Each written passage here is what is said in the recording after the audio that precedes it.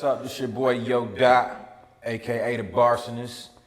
Live with my homeboy, famous motherfucker. About to chop it with him. Stay tuned. Yo, what's good, my brother? How you doing today? Man, I'm chilling, man. You know, it's a beautiful Wednesday morning, August. We ain't got too many summer days left in Milwaukee, so gotta make the best of it, man. I mean, we barely got a summer in the first place because of this COVID shit, but Yeah, I feel you. So we gonna get right back into some basic shit, dog. So your name is Yo Dot. Where does that come from? Yo Dot, that name actually was like an alternate ego from my original rap name, which was Yola. And so later on, I found out when I was under the moniker Yola that it was a guy that was signed to Grand Hustle to T.I. at the time named DG Yola. So I didn't want any confusion. But amongst that time, I always would say, yo, it's Yo Dot at the beginning of my songs to kind of like, you know, just kind of make like an alter ego. And it just stuck after the whole the name change. And so now it's an acronym for yesterday only determines our tomorrow, Yo Dot. That's fire. So are you from Milwaukee? Yep, born and raised, 1912 North 36th Street, Sinai Samaritan Hospital, man, 12th and, what's that, Highland? Born and raised. So what's your childhood look like? Man, I grew up in a single family home. My mother raised me and two of my siblings, two brothers. I'm the middle child. And it was a pretty, I want to say introverted childhood. Like my mom was real big on manners, morals, just ordinance, cleanliness. So my mom made sure that we went to school, got a good education, never missed a day, was respectful for our peers, and you know, just fell in love with music at a young age. So my childhood consisted of music, friends, video games, and just the typical stuff you have as a kid. So at a young age, you say, so when is that? When did you start writing raps and try to start composing music? 7 years old, believe it or not. 7 years. And how old are you today? I am 35, Kevin Durant. So you've been grinding with the music for a minute. 7 years old, I wrote my first rap. It was for an assignment from my first grade teacher. She told me to write a jingle. So at the time, Carl Kanai Khakis was really popular out. So Carl Kanai jeans, I wrote a little 8-bar rap off that, and ever since then, man, I never looked back. So it's safe to say you made a lot of music. Yeah, hell a lot of music. So out of your whole catalog, what do you think is your best song or your personal favorite song? I would have to say, that's a good question, man. It's just a couple. I would say. I'm talking like if you had to show the world the one Yo Dot song, this defines you, what would it be? Man, that's a hard one. I would say one of the ones that comes to mind is Red Snapper shit, produced by Kane One. That was an ode to the old fish fry or the fish restaurant Red Snapper in Sherman Park, right off Burleigh. So just come to mind. It just basically brings me back to nostalgic, you know, Sherman Park, you know. So Red Snapper shit. Is that the ones that you used their logo for a project cover and they got mad? Nah, that was Sherman. Well, that song was on that project. So Red Snapper shit was on Sherman Park Memoirs, and yeah, I used the cover of a landmark neighborhood, which was Sherman Park, and I got a cease and desist letter from the city of Milwaukee to not use it anymore. Sounds about some Milwaukee shit. Yeah. To be honest with you, you know, especially when it comes to creative, they don't like you being creative in the city. And it was crazy because we kind of took the original picture of the landmark, sprayed graffiti over it, put a yellow tape across the porch, so I can see why it might have kind of scared them a little bit. But shout out to the lady that sent me the cease and desist letter. So you probably, I know we're not doing any performances right now or any shows right now, right? But it's safe to say you've done quite a few shows. What's your most memorable moments from some of your favorite shows you've done? Man, I've done Summerfest 4 times. I opened up for Ludacris twice, Wiz Khalifa, Pharrell, NERD, man, Wale. Hold up, you opened up for NERD? Yep. I damn near might have been at that show. Yeah, it was crazy because we actually, the promoter, shout out Doug Johnson, the homie, he actually set up the show with us. We took a meeting with him, and we actually were kind of instrumental with helping Pharrell get here because my label mate, a good friend of mine, David Baldwin, aka Prof, had a relationship with Pharrell at the time, so it helped kind of really bridge the gap with everything. So what's it like performing in front of what, 5,000-10,000 people? It's crazy, man. I honestly don't really get to enjoy it a lot because of the constant text messages for friends. Yo, I'm at the door. I'm at the gate. Yo, can somebody get me in? You know, you got to make sure everybody's on cue on stage. But it's one of the most fulfilling feelings once it's done and you off the stage and you know deep down inside you gave one of your best performances. But yeah, man, I remember one of the performances with Wiz Khalifa. I guess Wiz wasn't in one of his best moments, but we had basically did Green and Yellow, and it was at the time when Wiz's biggest song at the time was Black and Yellow. But I kind of rubbed him the wrong way. But I remember talking to his road manager Will, and he kind of smoothed everything out. So that was one of those memorable memories, performing in front of big crowds. So what was it? You recently just dropped self checkout. Was it 2 or 3? 2. Yeah, we're on the second series. Deuce. So are you currently working on number 3? Yeah, we're actually brainstorming, bouncing around ideas. Cause my thing is always elevate, man. So I'm always brainstorming, like how can I make this brand or this presentation more bigger? So we've had some talks, and we've actually talked about making it a mini movie with potentially the 3rd installment being a soundtrack and kind of showcasing a lot of local artists that are like highly talented and stuff. So we definitely gonna drop self-checkout 3, and it's gonna definitely be bigger on a bigger platform than this one currently is, 2 right now. That's dope. So you're thinking more of a collab album? Yeah, you know, it's gonna be self-checkout 3, but it's probably gonna be in the vein of a movie / soundtrack. So we just been bouncing around ideas, like, cause the whole self-checkout concept comes from like, you know, just the autonomous world we live in, checking out with groceries and stuff like that. But you know, we was thinking about planning the script. Like, I got fired from the grocery store, and Plaga, you know, needs money to keep the studio running. So we got to do some crazy shit within that time, you know, to meet both of those deadlines and quotas. That sounds dope. Sounds like something people are not really trying to do. So I mean, this sounds dope. Sounds I gotta dope. find comedians. So any dope comedians out there, if you can act, you have that trained eye where you're not looking at the camera all the time, holla at me. We need you. So, what does it mean to do music professionally? What it means to me to do music professionally is just, man, taking it to the next level. It's like observing everything around you. It's okay to borrow because no idea is original, but just kind of make it into your own, and also setting up yourself for success. The definition of insanity is doing the same thing over and over and expecting different results. So, you know, if you're pursuing music, set you up a 6 to 12, 18-month program as far as what you want to do.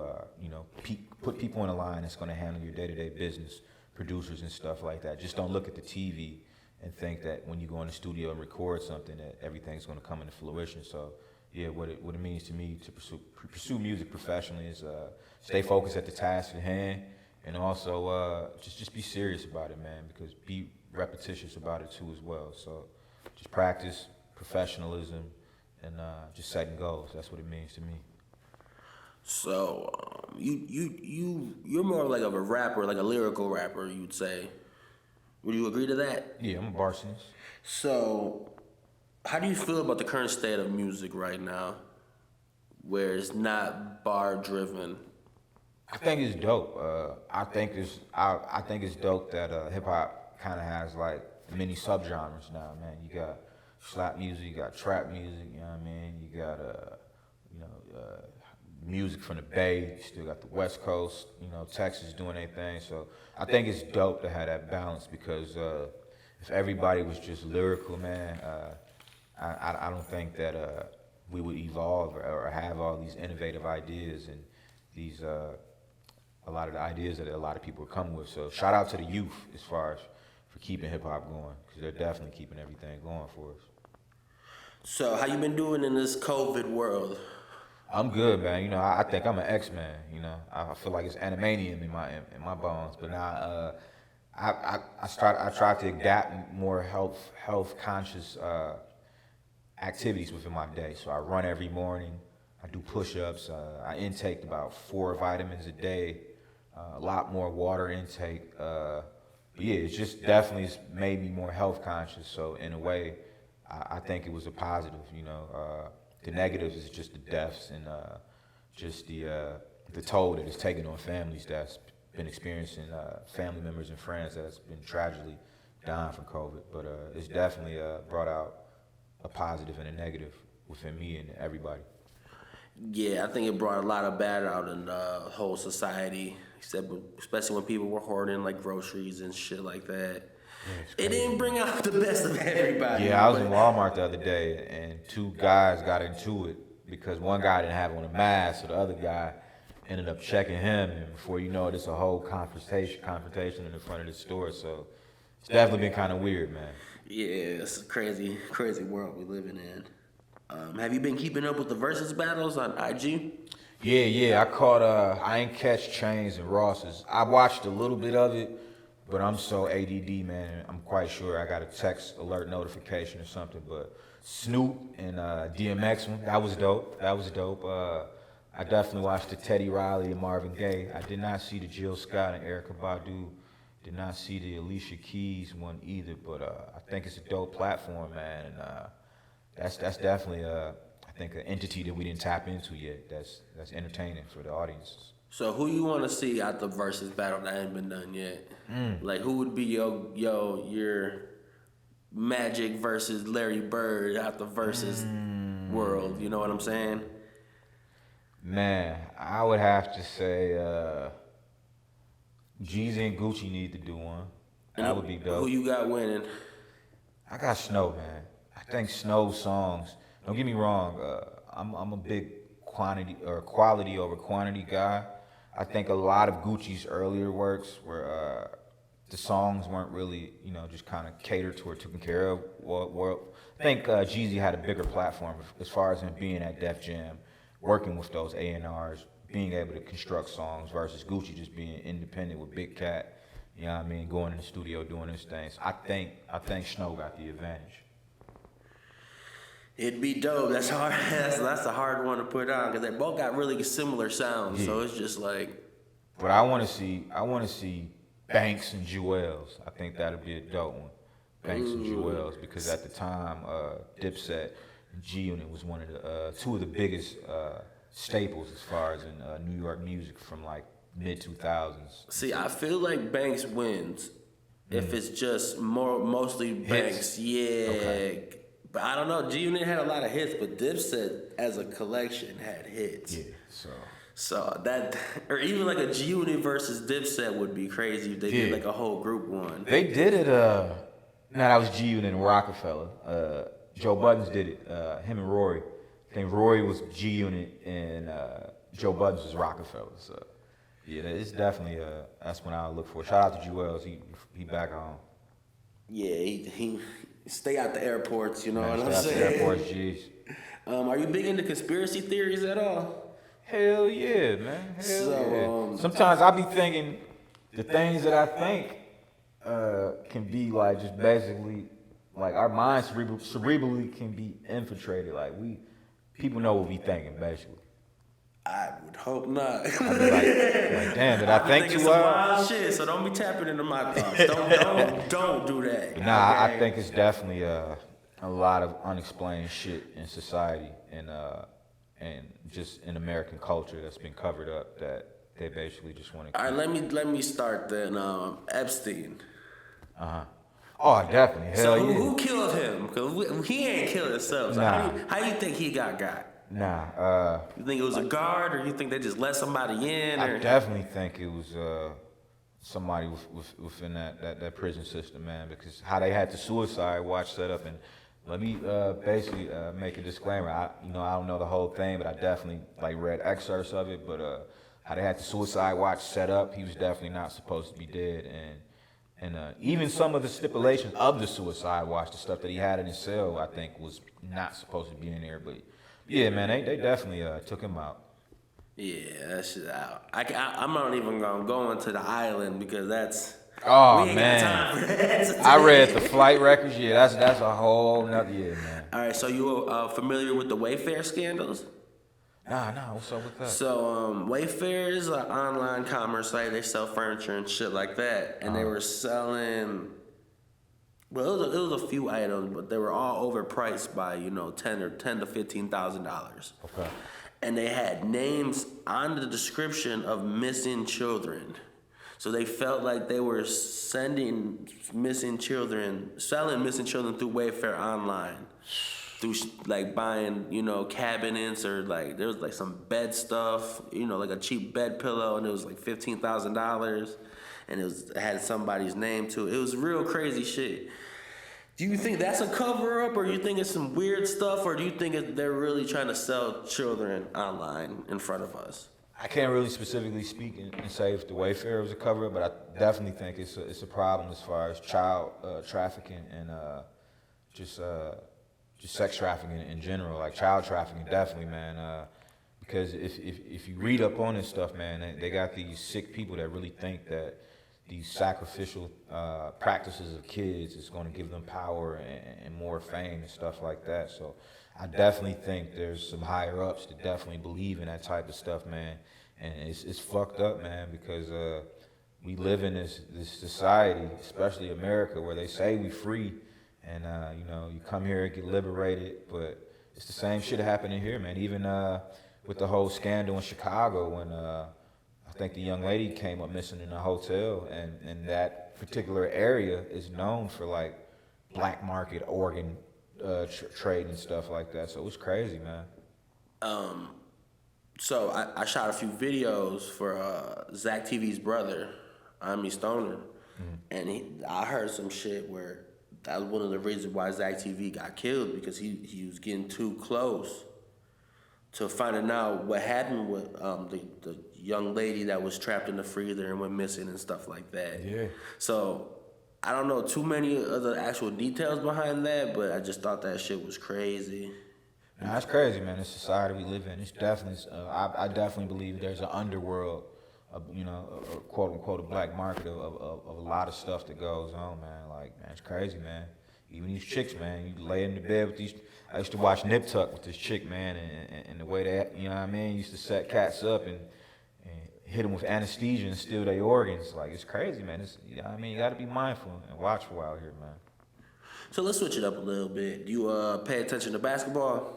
Yeah. NBA? I'm one of those avid sports fans, talkers. Like, I talk plenty shit, but athletically, I really, limit myself and stuff like that. But yeah, I fuck with basketball. So, who's winning it this year?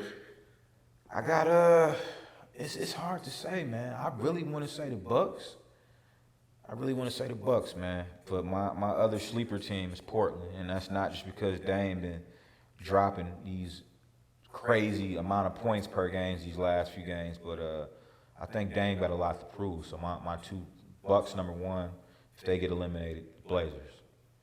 All right. So you brought it up to me when we first got here and stuff. Giannis headbutting the motherfucker.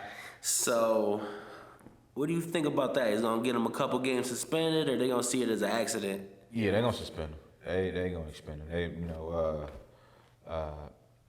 I was gonna say David Stern. Rest in peace, David Stern, the new commissioner of the NBA. He's definitely, he has a zero tolerance when it comes to like confrontations and fights like that. So they definitely, Adam Silver definitely gonna send a message, and he has to send a message like that because he doesn't want any future confrontations within that bubble. And one thing too that the players have to watch for too is without them being bigger crowds there, the referees are going to hear everything. So, you know what I mean? So they can't say, fuck you to the ref. It's bullshit. Everybody going to get technical fouls. But yeah, man, they're going to suspend them. All right. So any last thoughts or anything that you want to shout out before we ride out of here? Self-checkout too in stores. My son just turned 13. Rest in peace, Louis Z. Rest in peace, Milo Thode. Everybody just be safe, be healthy, man. And, man, support your boy, man. Support Yo Dot, support Famous Motherfucker, and we gonna keep this shit rolling for y'all, man. And then one more thing, where can we find you at? You can find me on Instagram at YO_1_2 DOT. So YO__DOT. And Twitter at Yo Dot, at YODOT.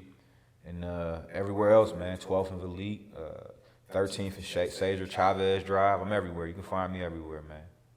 Let's get it. Much love, my man. Peace.